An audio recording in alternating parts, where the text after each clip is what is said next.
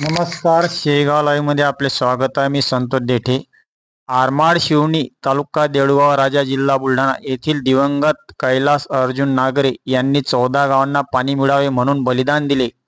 दिवंगत कैलास नागरे यांनी केलेल्या मागण्याची पूर्तता व्हावी यासाठी त्यांच्या पत्नी श्रीमती स्वातीताई नागरे यांनी त्यांच्या राहत्या घरी अन्नत्याग आमरण उपोषणाला सुरुवात केली आहे.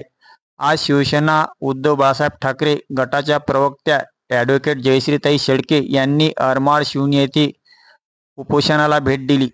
धन्यवाद. बुलढाणा जिल्ह्यातील युवा पुरस्कार प्राप्त शेतकरी दिवंगत कैलास भाऊ नागरे यांच्या बलिदानाला आज जवळपास 4 महिन्यांहून अधिक कालावधी उलटलेला आहे. परंतु अद्यापही ज्या मागण्यांसाठी त्यांनी आपली जीवनयात्रा संपवली त्या मागण्या पूर्ण झालेल्या नाहीत. आज अतिशय दुर्दैवाची गोष्ट म्हणजे त्यांच्या पत्नी स्वातीताई कैलास नागरे या ठिकाणी उपोषणाला बसल्यात.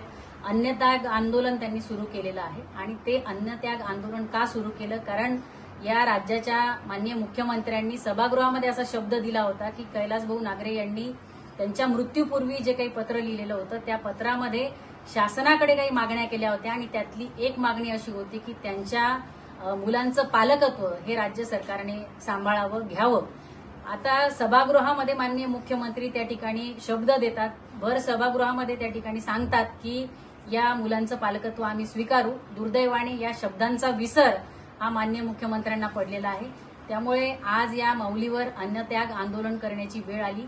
हे या राज्याचं दुर्दैवी वास्तव आहे.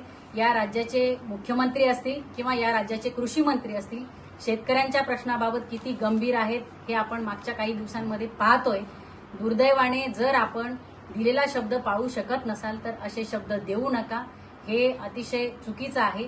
आज एका शेतकरी ज्यांनी आत्महत्या केली त्याच्या पत्नीला, विधवा पत्नीला या ठिकाणी जर अन्नत्याग आंदोलनाला बसावं लागत असेल तर या राज्यासाठी ही शरमेची बाब आहे.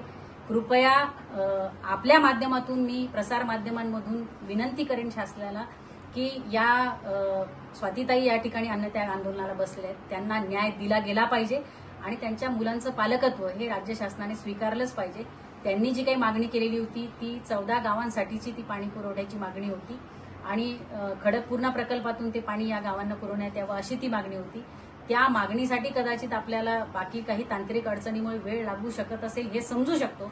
परंतु आज जी मुलं आज ज्यांचं शिक्षण अर्धवट पडलंय त्या मुलांच्या पालकत्वासाठी राज्य शासन जराही पुढाकार घेऊ शकत नसेल तर ते अतिशय दुर्दैवी आहे.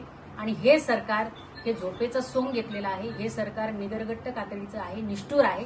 याची प्रचिती पुन्हा एकदा या जिल्ह्याला आणि राज्याला आलेली आहे. Thank you for watching this video. If you enjoyed it, please hit the like button and the bell notification icon.